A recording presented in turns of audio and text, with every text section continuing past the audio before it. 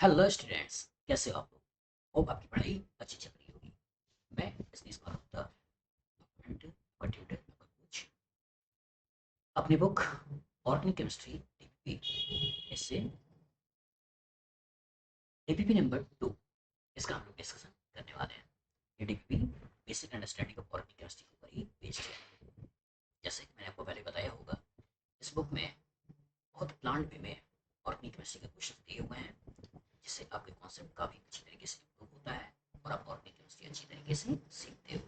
अब चाहो ये बुक अमेजन पे अवेलेबल है, पर स्कैन है, इसके स्कैन करके वहाँ से ले सकते हो। चलिए क्वेश्चन में देखते हैं। तो डीबीबी नंबर 2 का जो पहला क्वेश्चन है, आपसे कह रहा है कि the number of 1 degree 2 degree 3 degree and 4 degree carbon present in given compound, ये कंपाउंड दिया हुआ है रिस्पेक्टिवली इज।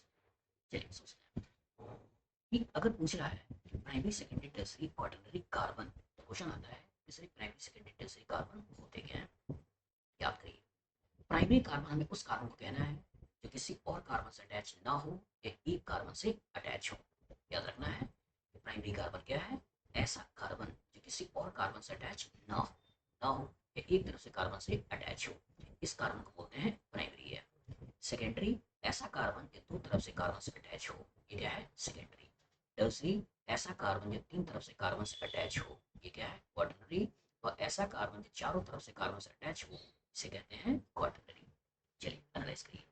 ये कार्बन से अटैच है प्राइमरी, ये कार्बन एक कार्बन से अटैच है प्राइमरी, ये कार्बन एक कार्बन से अटैच है प्राइमरी, ये कार्बन एक कार्बन से अटैच है, ये कार्बन एक कार्बन से अटैच है प्राइमरी। इसको देखें तो दो कार्बन से अटैच है, तो ये हो जाएगा सेकेंडरी। ये तीन कार्बन से अटैच है, ये हो जाएगा टर्सरी। और ये चारों तरफ से कार्बन से अटैच है, तो ये हो जाएगा क्वाटरनरी। ठीक है। तो क्वेश्चन आपसे पूछ रहा है कि primary secondary tertiary quaternary carbon बताइए। तो प्राइमरी एक दो तीन चार पाँच, तो पाँच हो गए प्राइमरी।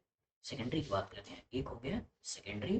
टर्सरी की बात करें तो एक हो गया टर्सरी। और क्वाटरनरी की बात करें तो एक हो गया क्वाटरनरी। तो हमारा जो आंसर निकल के आता है वो आंसर हो जाता है बी। चलिए सेकंड क्वेश्चन देखते हैं। सेकंड क्वेश्चन क्या है कि no primary secondary tertiary hydrogen present in given compound, इस कंपाउंड रिस्पेक्टिवली इज। क्वेश्चन आता है कि sir primary secondary tertiary hydrogen क्या होते हैं।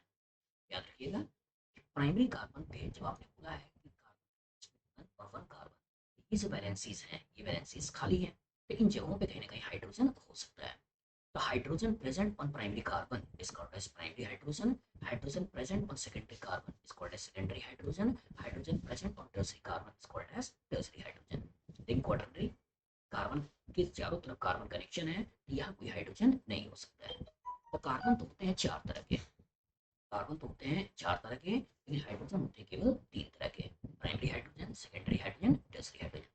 तो जब आपको हाइड्रोजन निकालना हो तो सबसे पहले कार्बन के बारे में सोचा करिए। चलिए देखते हैं कि ये कार्बन प्राइमरी है, ये कार्बन सेकेंडरी है, ये कार्बन टर्सरी है, ये कार्बन प्राइमरी है, ये कार्बन सेकेंडरी है, ये कार्बन क्वाटरनरी है, ये कार्बन प्राइमरी है, ये कार्बन प्राइमरी है, और ये कार्बन प्राइमरी है। अब इस कार्बन पे देखा जाए तो चूंकि एक बॉन्ड दिखाई दे रहा है, तीन हाइड्रोजन है। तो इस प्राइमरी कार्बन पे तीन हाइड्रोजन, इस प्राइमरी पे तीन हाइड्रोजन, इस कार्बन पे तीन हाइड्रोजन, इस प्राइमरी पे भी तीन हाइड्रोजन, और इस प्राइमरी पे भी तीन हाइड्रोजन। तो टोटल जो प्राइमरी हाइड्रोजन का नंबर हो जाता है तीन, छः, नौ, बारह, तीन, 15। यहाँ बात करेंगे 15 की। सेकेंडरी की बात करें तो यहाँ दो हाइड्रोजन है, यहाँ भी दो हाइड्रोजन है, तो सेकेंडरी की बात करेंगे चार। और टर्सरी, टर्सरी में यहाँ एक हाइड्रोजन है, तो टर्सरी की बात करेंगे एक। तो हमारा जो आंसर निकल जाता है 15 4 1, दैट मीन्स हो जाता है डी। चलिए अब तीसरा क्वेश्चन जो आपसे पूछा जा रहा है, वो तीसरा क्वेश्चन आपको दे रहा है कि the number of tertiary and secondary carbon atom respectively in the following compound।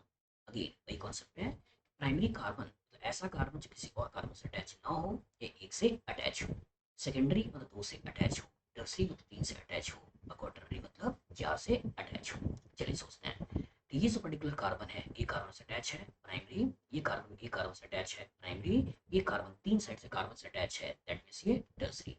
इस कार्बन को देखें तो चारों तरफ से कार्बन से अटैच है, दैट मीन्स क्वाटरनरी। ये प्राइमरी, ये भी प्राइमरी, ये देखा जाए तीन साइड से कार्बन से अटैच मतलब टर्सरी।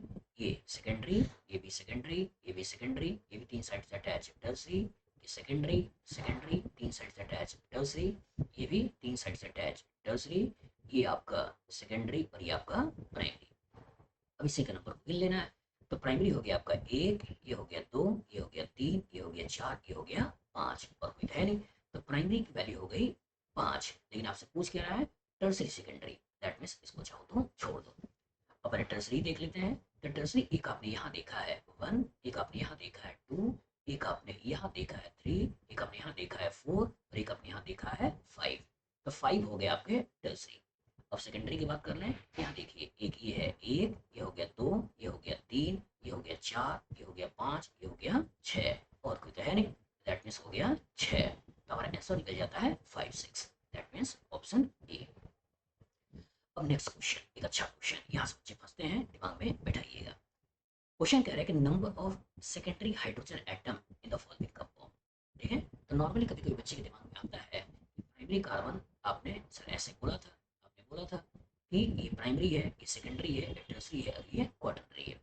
तो कभी कभी बच्चा बॉन्ड कितना लगता है कि जो एक बॉन्ड दिखेगा तो प्राइमरी है, दो बॉन्ड दिखेगा सेकेंडरी है, तीन बॉन्ड दिखेगा टर्सरी है, चार बॉन्ड दिखेगा क्वाटरनरी है। अब बच्चा सोचने लगता है प्राइमरी का मतलब 3 हाइड्रोजन होते हैं, सेकेंडरी का मतलब 2 हाइड्रोजन, टर्सरी का मतलब 1 हाइड्रोजन।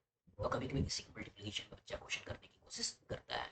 लेकिन तैयार रहिएगा, इंपॉर्टेंट है कि प्राइमरी कार्बन से लगा हुआ हाइड्रोजन प्राइमरी हाइड्रोजन होता है, सेकेंडरी कार्बन से लगा हुआ हाइड्रोजन सेकेंडरी हाइड्रोजन होता है, और टर्सरी कार्बन से हाइड्रोजन लगा हुआ टर्सरी हाइड्रोजन होता है। मतलब अगर मीथेन को छोड़ दें, बाकी कोई भी प्राइमरी लें, अगर हाइड्रोकार्बन के टर्म से बोल रहे हैं, तब यहाँ पे 3 हाइड्रोजन, सेकेंडरी के पास 2, और टर्सरी के बाद 1। लेकिन अगर वो हाइड्रोकार्बन का डेरिवेटिव है, जैसे उसमें ऑक्सीजन है, नाइट्रोजन है, सल्फर वगैरह लगे हुए हों, तो कहीं ना कहीं हाइड्रोजन हट के ही तो आया होगा। तो उस केस में आपको हाइड्रोजन का नंबर को गिनना है। ठीक है, तो सबसे पहले अगर सेकेंडरी हाइड्रोजन बोल रहा है तो सेकेंडरी कार्बन देख लेते हैं। तो ये वाला कार्बन प्राइमरी कार्बन है, ये कार्बन आपका सेकेंडरी कार्बन है, ये आपका सेकेंडरी कार्बन है, ये आपका टर्सरी कार्बन है, ये आपका प्राइमरी कार्बन है, ये आपका सेकेंडरी कार्बन है, ये आपका टर्सरी कार्बन है, ये आपका प्राइमरी कार्बन। लेकिन बच्चा गलती करता है यहाँ पर, उसको कभी कभी लगता है कि 3 बॉन्ड दिखा मतलब टर्सरी है, लेकिन ध्यान रखिए ये कार्बन केवल 2 ही कार्बन से अटैच है, दैट मीन्स ये सेकेंडरी है। और सेकेंडरी कार्बन आपने निकाल दिया, देखना है तो इस सेकेंडरी में 2 हाइड्रोजन, इस सेकेंडरी में 2 हाइड्रोजन, इस सेकेंडरी में केवल 1 हाइड्रोजन, और 1 हाइड्रोजन, दैट मीन्स आंसर हो जाता है 5। तो बच्चा जल्दबाजी में क्या करेगा कि सेकेंडरी देखेगा 3 और 2 से मल्टीप्लाई कर देगा, तो हो सकता है जल्दबाजी में आंसर लिख दे 6। केयरफुल रहिएगा, सेकेंडरी कार्बन में जितने हाइड्रोजन हैं वो सेकेंडरी हाइड्रोजन है, टर्सरी कार्बन में जितने हाइड्रोजन है वो टर्सरी हाइड्रोजन है। ठीक है, तो टर्सरी का मैक्सिमम नंबर हो सकता है 1, सेकेंडरी का मैक्सिमम नंबर हो सकता है 2, लेकिन हमेशा सही नहीं है। चलिए नेक्स्ट क्वेश्चन पे आते हैं। तो नेक्स्ट क्वेश्चन आपसे पूछ रहा है, क्वेश्चन आपका क्या है, नेक्स्ट क्वेश्चन आपके पास है कि which molecule is considered as saturated one. कौन सा मॉलिक्यूल ऐसा है जो कि सैचुरेटेड है। चलिए सोचते हैं। अब एक टर्म आया सैचुरेटेड, एक टर्म आया अनसैचुरेटेड। तो क्वेश्चन आता है सर ये सैचुरेटेड मॉलिक्यूल्स क्या होते हैं। तो सैचुरेटेड मॉलिक्यूल्स ऐसे होते हैं जिसके अंदर केवल और केवल सिंगल बॉन्ड है। सैचुरेटेड मॉलिक्यूल्स वो मॉलिक्यूल्स होते हैं जिसके अंदर केवल और केवल सिंगल बॉन्ड है। लेकिन अनसैचुरेटेड वो मॉलिक्यूल्स होते हैं जिसके अंदर किसी भी तरह का कोई भी मल्टीपल बॉन्ड होता है, चाहे डबल बॉन्ड हो जाए चाहे ट्रिपल बॉन्ड हो जाए। जैसे कल्पना, ऐसा कल्पना करो कि मान लो आप लगातार पढ़ाई कर रहे हो, लगातार पढ़ाई कर रहे हो, तो होता क्या है एक समय बाद आपका सर दुखने लगता है। तो क्या कहते हो, यार मैं पढ़ पढ़ कर पूरी तरह से सैचुरेट हो गया। दैट मीन्स फर्दर इंफॉर्मेशन आपके ब्रेन में नहीं जाता है, आप क्या कहते हो, सैचुरेट हो गया। लेकिन अगर फर्दर इंफॉर्मेशन जाए मतलब कि अनसैचुरेटेड हो, तो उसी तरह से फर्दर बॉन्ड बनाने की टेंडेंसी ना हो, मतलब सैचुरेट हो गया है। That means single bonded compound further bond नहीं बनाता है, दैट मीन्स सैचुरेट हो गया है। लेकिन double triple bond further bond बना सकता है। ठीक है, इसका तो कभी भी सैचुरेट नहीं हुआ है, मतलब अनसैचुरेटेड है। अब याद रखिएगा कि कभी कभी सैचुरेटेड हाइड्रोकार्बन बोलता है, कभी सैचुरेटेड हाइड्रोकार्बन का डेरिवेटिव बोलता है, कभी अनसैचुरेटेड हाइड्रोकार्बन बोलता है, और कभी अनसैचुरेटेड हाइड्रोकार्बन का डेरिवेटिव बोलता है। तो जब कभी सैचुरेटेड हाइड्रोकार्बन बोले तो आपको सोचना है अल्कीन, जब कभी अनसैचुरेटेड हाइड्रोकार्बन बोले तब सोचना है अल्कीन या अल्काइन। लेकिन जब कभी सैचुरेटेड हाइड्रोकार्बन का डेरिवेटिव बोले तो कहानी में अल्काइल हाइड भी हो सकता है, कहानी में अल्कोहल भी हो सकता है, कहानी में ईथर भी हो सकता है। और जब कभी अनसैचुरेटेड हाइड्रोकार्बन का डेरिवेटिव बोले तो एल्डिहाइड भी हो सकता है, कीटोन भी हो सकता है, नाइट्राइल भी हो सकता है। तो सैचुरेटेड हाइड्रोकार्बन का डेरिवेटिव मतलब alkyl halide, alcohol, ether. Unsaturated hydrocarbon का डेरिवेटिव मतलब एल्डिहाइड, कीटोन या नाइट्राइल, जिसमें भी मल्टीपल बॉन्ड है। चलिए, अब यहाँ पे उसने सैचुरेटेड वर्ड यूज किया है, सिंगल बॉन्ड देखना है। तो अल्कीन के अंदर क्या है, सिंगल बॉन्ड। अल्कीन के अंदर क्या है, डबल बॉन्ड, अल्काइन के अंदर क्या है, ट्रिपल बॉन्ड, एरोमेटिक कंपाउंड मतलब बेंजीन के अंदर क्या है, इसमें भी मल्टीपल बॉन्ड। तो जो सैचुरेटेड कंपाउंड्स हैं वो कौन सा हो गया, ए। चलिए नेक्स्ट क्वेश्चन में आते हैं। नेक्स्ट क्वेश्चन आपके पास है, which molecule is considered as, which molecule is considered as unsaturated one. तभी मैंने बोला अनसैचुरेटेड वो कंपाउंड होंगे जिसमें डबल या ट्रिपल बॉन्ड होता है, सैचुरेटेड वो कंपाउंड्स होंगे जिसमें केवल और केवल सिंगल बॉन्ड होता है। इसको देखते हैं कि यहाँ पे कहानी में केवल और केवल सिंगल बॉन्ड है, सैचुरेटेड है। यहाँ देखिए पूरी कहानी में सिंगल बॉन्ड है, सैचुरेटेड है। यहाँ देखिए पूरी कंपाउंड में सिंगल बॉन्ड है, सैचुरेटेड है। लेकिन जब बेंजीन को देखते हो, सर्कल का मतलब ऐसे खोल के लिख सकते हो, जब बेंजीन को देखते हो तो इसके अंदर डबल बॉन्ड है, दैट मींस अनसैचुरेटेड है। हमारा आंसर क्या हो जाता है, डी। चलिए नेक्स्ट क्वेश्चन पे आते हैं। तो नेक्स्ट क्वेश्चन आपके पास जो है वो क्वेश्चन क्या कह रहा है, वो क्वेश्चन कह रहा है कि which of the following is an unsaturated hydrocarbon. अब यहाँ कहानी में ट्विस्ट है, केयरफुल रहिएगा। यहाँ टर्म यूज कर रहा है हाइड्रोकार्बन, और जब हाइड्रोकार्बन बोल रहा है तो दैट मींस कंपाउंड के अंदर केवल और केवल हाइड्रोजन और कार्बन ही होना चाहिए। अगर हाइड्रोजन कार्बन के अलावा कुछ और आता है तो उसे हाइड्रोकार्बन नहीं कहना है। जैसे यहाँ नाइट्रोजन आ रहा है, हाइड्रोकार्बन नहीं है। यहाँ ऑक्सीजन आ रहा है, हाइड्रोकार्बन नहीं है। लेकिन यहाँ केवल कार्बन हाइड्रोजन है, यहाँ केवल कार्बन हाइड्रोजन है, तो ये हाइड्रोकार्बन है। अब कह रहा है कि अनसैचुरेटेड मतलब डबल या ट्रिपल बॉन्ड चाहिए, तो यहाँ पे कहानी में डबल बॉन्ड है और इसकी कहानी में केवल सिंगल बॉन्ड है, तो दैट मींस हमारा आंसर हो जाता है सी। हो सकता है बच्चे जल्दबाजी में अनसैचुरेटेड कंपाउंड ही पढ़ ले और उसको लगेगा सर यहाँ भी तो मल्टीपल है, यहाँ भी तो मल्टीपल है, यहाँ भी तो मल्टीपल है। लेकिन कहानी के अंदर जब हाइड्रोकार्बन बोल रहा है तो कहानी में केवल हाइड्रोजन और कार्बन ही सोचिएगा, दैट मींस आंसर हो जाता है सी। अब नेक्स्ट क्वेश्चन आपके पास है, which molecule do not have gamma position, gamma position. और क्वेश्चन आता है कि सर गामा पोजीशन क्या है। तो याद रखिएगा कि अगर कभी हेलोजन, ऑक्सीजन, नाइट्रोजन, सल्फर, इनसे डायरेक्टली कनेक्टेड जो कार्बन होते हैं, इस कार्बन को बोलते हैं अल्फा, इसके बगल वाले को बोलते हैं बीटा, इसके बगल वाले को बोलते हैं गामा, इसके बगल वाले को बोलते हैं डेल्टा। लेकिन अगर ऐसा कोई कंपाउंड जिसके पास सीओ ग्रुप मौजूद है, जैसे वो एल्डिहाइड हो सकता है, कीटोन्स हो सकते हैं, एसिड हो सकते हैं, एस्टर हो सकते हैं, अमाइड्स हो सकते हैं, एसिड हैलाइड्स हो सकते हैं, अगर ये मौजूद हैं तो ये जो सीओ वाला कार्बन है इसको बोलते हैं जीरो, इसके बगल में अल्फा, इसके बगल में बीटा, इसके बगल में गामा, उसके बगल में डेल्टा। तो केयरफुल रहिएगा कि अगर हेलोजन, ऑक्सीजन, नाइट्रोजन, सल्फर से डायरेक्टली कनेक्टेड है वो अल्फा, फिर बीटा, फिर गामा, फिर डेल्टा। लेकिन अगर कभी सीओ वाले ग्रुप्स आ जाएं, पहले जीरो, फिर अल्फा, फिर बीटा, फिर गामा, बहुत केयरफुल रहिएगा, क्वेश्चंस इसी के कॉरस्पॉन्डिंग पूछे जाते हैं। क्योंकि आगे आपको पढ़ना है बीटा एलिमिनेशन, जिसमें हम इवन E2 रिएक्शन की बात करेंगे। आगे पढ़ना है एल्डोल कंडेंसेशन, जिसमें कहेंगे एल्डिहाइड और ketone having alpha hydrogen on treatment with base. आगे आपको पढ़ना है कैनिसारो रिएक्शन, जिसमें आपको कहेंगे कि aldehyde without alpha hydrogen on treatment with base. आगे आपको पढ़ना है पर्किंस रिएक्शन, जिसमें आप कहोगे aromatic aldehyde on treatment with anhydride of an aliphatic acid in presence of sodium or potassium salt of that acid which form anhydride to give alpha beta unsaturated carboxylic acid as a product। तो alpha beta position proper तरीके से clear होने चाहिए। तो that means मैंने क्या बोला कि हेलोजन, ऑक्सीजन, नाइट्रोजन, सल्फर से डायरेक्टली कनेक्टेड, ये नाइट्रोजन से डायरेक्टली कनेक्टेड, ये कौन सा है अल्फा, ये भी कौन सा है अल्फा, ये भी कौन सा है अल्फा, ये भी कौन सा है अल्फा। इसके बगल में ये हो गया बीटा, ये भी हो गया बीटा, इसके बगल में भी हो गया बीटा, इसके बगल में भी हो गया बीटा। जल्दबाजी में बच्चा क्या करेगा, इसको करेगा अल्फा, ये बीटा और ये गामा। लेकिन केयरफुल रहिएगा कि हमें मिनिमम पोजीशन पकड़ना है, तीनों ही अल्फा है, फिर ये तीनों ही बीटा है। इसमें आसान है, तो ये हो गया अल्फा, ये भी हो गया अल्फा, ये हो गया अल्फा, ये हो गया आपका बीटा, ये भी हो गया बीटा, ये भी हो गया बीटा, ये हो गया आपका गामा, ये भी हो गया गामा, ये भी हो गया गामा, ये हो गया डेल्टा। इसमें आसान है कि alpha alpha alpha alpha, beta, ये भी बीटा, ये बीटा, ये बीटा, ये गामा। इसमें आ जाए तो ये आपका हो गया अल्फा, ये बीटा, ये अल्फा, ये अल्फा, ये बीटा, ये बीटा और ये गामा। तो करेक्ट किसमें गामा नहीं है, तो किसमें गामा नहीं है, तो यही है जिसमें गामा नहीं है। बाकी इसमें भी गामा है, अल्फा बीटा गामा, इसमें भी गामा है, इसमें भी गामा है। तो ये अल्फा बीटा गामा क्वेश्चन एकदम क्रिस्टल क्लियर होना चाहिए, क्योंकि आगे आप रिएक्शन में इन टर्म्स को देखने वाले हो। चलिए अब नेक्स्ट क्वेश्चन आपसे वो कह रहा है, वो कह रहा है कि saturated heterocyclic compound is saturated मतलब सिंगल बॉन्डेड कंपाउंड होना चाहिए। ठीक है, तो यहाँ पे डबल बॉन्ड है तो इसको सबसे पहले ही हटा सकते हो, यहाँ डबल बॉन्ड है तो इसको सबसे पहले ही हटा सकते हो।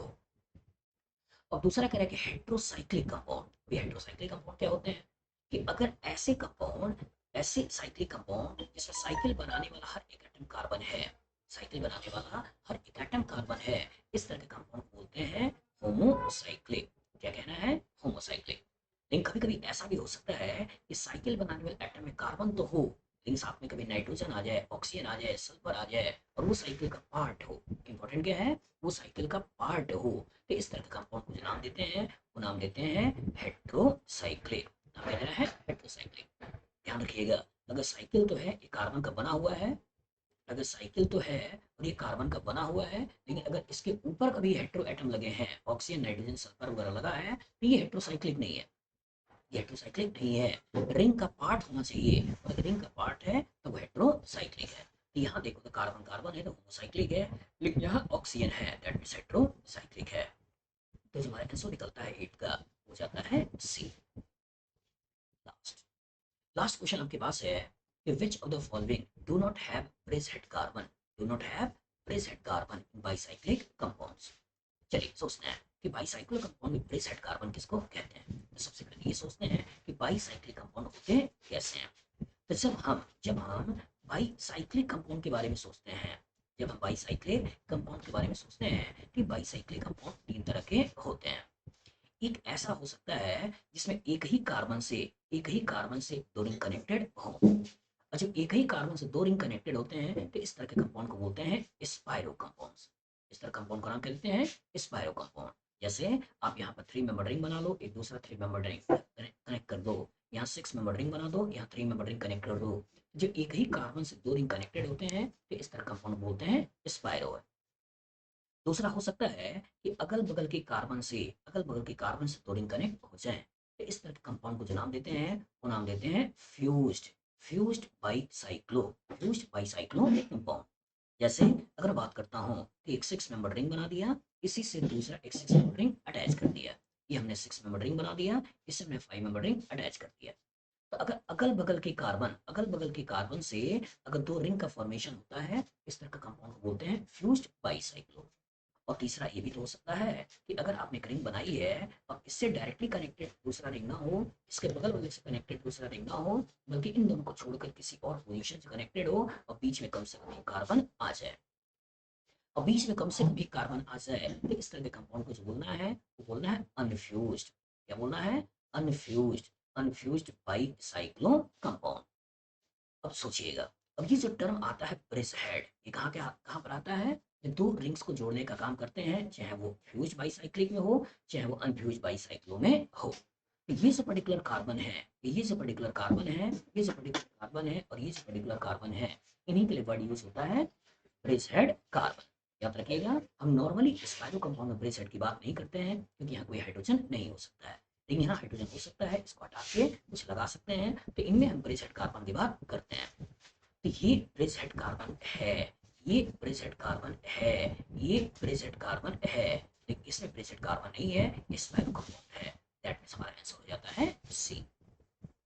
याद रहेगा, तो ये बेसिक अंडरस्टैंडिंग का क्वेश्चंस मैंने करवाया कि जिसके कॉरस्पॉन्डिंग आपका बेसिक ऑर्गेनिक केमिस्ट्री का क्लियर हो जाए। ये बुक बहुत ही कॉन्सेप्ट लिखा हुआ है, पार्ट में भी लिखा हुआ है, आप चाहे इसको से लें। इसके अंदर टोटल 80 डिग्रीज हैं, इसके अंदर टोटल 80 डिग्रीज हैं, और ये 80 डिग्रीज बहुत ही प्लानिंग के थ्रू लिखी गई हैं। ठीक है, इस 80 डिग्रीज के अंदर मतलब हर डिग्रीज के अंदर 10-10 क्वेश्चन है, हर 20 के अंदर 10-10 क्वेश्चन है, और टोटल नंबर मैंने कितना बताया 80। दैट मींस आपके पास टोटल 800 क्वेश्चन बहुत प्लानिंग के थ्रू आपको देखने को मिलते हैं, जिसमें सेक्शन बटे हुए हैं। इस बेसिक अंडरस्टैंडिंग के ऊपर 5 डिग्रीज होगा, आईयूपीएससी नोमेनक्लेचर के ऊपर 5 डिग्रीज होगा, उसका स्ट्रक्चर आइसोलेशन के ऊपर 5 डिग्रीज होगा, फिर स्टीरियो आइसोलेशन के ऊपर 5 डिग्रीज होगा, उसका इलेक्ट्रॉनिक के ऊपर 5 डिग्रीज होगा, फिर एसिड बेस के ऊपर 5 डिग्रीज होगा। That means 30 degrees, 30 degrees reaction पहले ऑर्गेनिक केमिस्ट्री में क्या जानना चाहते हैं वो मैंने इसके अंदर डालने की कोशिश किया है। इसका जब रिएक्शन में लिखते हैं तो 5 डीपीपीस आपकी अल्कीन अल्काइन के ऊपर बेस्ड है, 5 डीपीपीस ऑक्सीडेशन रिडक्शन अल्कीन के ऊपर बेस्ड है, 5 डीपीपीस आपकी एरोमेटिक कंपाउंड बेंजीन और उसके डेरिवेटिव के ऊपर बेस्ड है, 5 DPPs aryl halide phenol aniline diazonium salt के ऊपर बेस्ड है, फिर 5 डिग्रीज आपका SN1 SN2 SNI रिएक्शन के ऊपर बेस्ड है, फिर 5 डिग्रीज आपका E1 E2 और E1 C रिएक्शन के ऊपर बेस्ड है। उसके बाद जब जाओगे तो 5 डिग्रीज आपका एल्डिहाइड कीटोन कार्बन बेस्ड है, फिर 5 डिग्रीज कार्बोक्सिलिक एसिड उसके डेरिवेटिव्स के ऊपर बेस्ड है, फिर 5 डिग्रीज आपके कार्बोहाइड्रेट के ऊपर बेस्ड है, 5 डिग्रीज अमीनो एसिड पॉलीमर्स के ऊपर बेस्ड है। प्रैक्टिकल ऑर्गेनिक केमिस्ट्री भी उसी सब के पास चले आते हैं। तो इस तरीके से देखोगे, तो यहाँ पे 10 10 20 10 30 10 40 और 10 50, 50 डिग्री पीस यहाँ हो गए और 30 डिग्री पीस यहाँ हो गए, तो टोटल डिग्री पीस हो जाते हैं 80 और 80 का मतलब 800 क्वेश्चन। कहानी यहीं पे खत्म नहीं होती है। इन डिग्रीज के साथ साथ ऑर्गेनिक केमिस्ट्री में जो इन्फॉर्मेशन हैं उन इन्फॉर्मेशन को मैंने कोशिश किया वो इस बुक के अंदर ले लें। तो इन्फॉर्मेशन में क्या हो सकते हैं, जैसे कॉमन नेम, वही जो बार बार यहाँ पे डिग्रीज के बाद आ रहे हैं वो आपको प्रॉपर तरीके से यहाँ देखने को मिलते हैं। मतलब ऑर्गेनिक केमिस्ट्री में 180 नाम है जो बार बार ऑर्गेनिक केमिस्ट्री घूमते रहते हैं, वो सब एक जगह मैंने कंपाइल करने की कोशिश किया है जिससे कि बच्चे का कॉन्सेप्ट काफी क्लियर हो जाए और इन्फॉर्मेशन एक जगह आ जाए, उसे मालूम रहे मुझे पूरी ऑर्गेनिक केमिस्ट्री के स्ट्रक्चर्स हैं जो मुझे याद करने हैं। जब एक बार बच्चा स्ट्रक्चर्स वगैरह प्रॉपर तरीके से याद कर लेता है तो उसके बाद थोड़ा बफरिंग है, मतलब कुछ समय के लिए थोड़ा सा लेजर दे रखा है, याद करने वाले सेगमेंट को रोक रखा है कि जिससे कि अगर कोई बच्चा थोड़ा वक्त देकर याद ना भी कर पाया हो या किसी वजह से रह गया हो वो थोड़ा सा बफर ले ले, वो याद करने वाले सेगमेंट्स को रिवाइज कर ले और रिवाइज करने के बाद ठीक है, या ना याद किया हो तो थोड़ा याद कर ले। इसलिए यहाँ पे कुछ सब्जेक्टिव क्वेश्चन वगैरह डाल रखा है कि जिससे उस बच्चे को लगा दे और थोड़ा सा टाइम मिल जाए कि अगर याद ना किया हो तो उसको याद कर ले।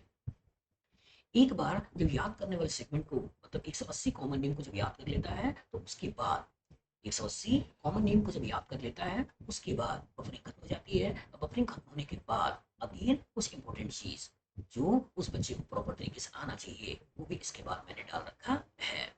आप सोच सकते हो क्या है, क्या आप सोच सकते हो कि क्या हो सकता है, याद करो। और क्या है जो ऑर्डिनरी केमिस्ट्री बच्चे को याद करना चाहिए, वो क्या है जो ऑर्गेनिक केमिस्ट्री में बच्चे को एकदम अच्छी तरीके से आना चाहिए, बता सकते हो क्या है, बता सकते हो वो ऑर्गेनिक केमिस्ट्री में क्या है, फिर से बोल रहा हूँ जो बच्चे को अच्छी तरीके से आना चाहिए, गेस कर सकते हो। बायोमोलिक्यूल्स, पॉलीमर्स, उनमें जो स्ट्रक्चर्स हैं वो। तो यहाँ पे मैंने अगेन कुछ इन्फॉर्मेशन जो स्ट्रक्चर्स आपको याद करना होता है केमिस्ट्री एवरीडे लाइफ का वो मैंने यहाँ पे दे रखा है।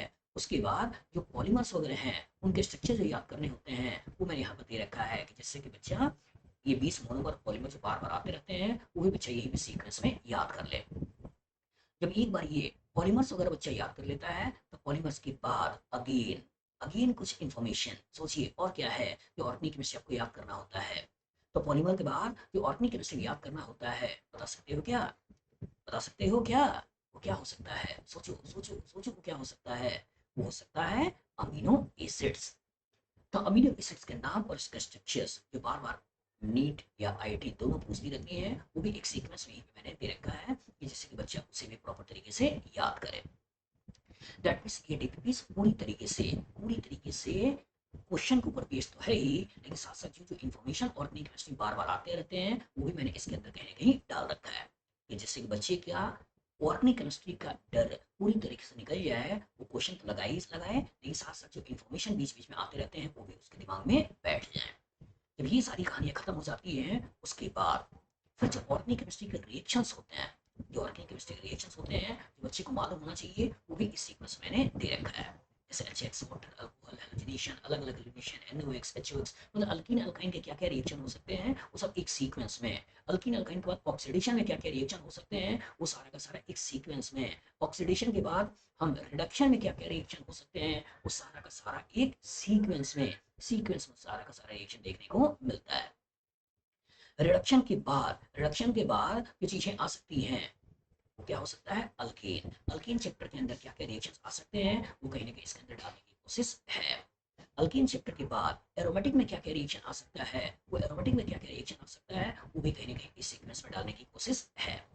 मतलब जिस सीक्वेंस में हमने डीपीपी बना रखी है उसी सीक्वेंस में जो रिएक्शन आ रहे हैं वो रिएक्शन भी बच्चे के दिमाग में क्लियर कट पिक्चर बैठा है, वो एकदम बच्चे के दिमाग में रहे कि क्या क्या रिएक्शन है जो मुझे ऑर्गेनिक केमिस्ट्री में देखने हैं वो भी एक सीक्वेंस में कहीं ना कहीं आ जाए।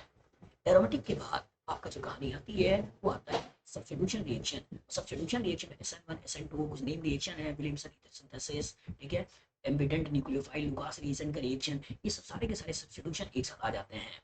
सब्स्टिट्यूशन के बाद एलिमिनेशन में कौन कौन से रिएक्शंस हैं, वो एलिमिनेशन वाले सारे रिएक्शन एक साथ आ जाते हैं। फिर एल्डिहाइड कीटोन चैप्टर्स में कौन कौन से रिएक्शन है, कार्बोक्सिलिक एसिड डेरिवेटिव में कौन कौन से रिएक्शंस हैं, वो भी कहने के एक सीक्वेंस में देखने को मिलते हैं।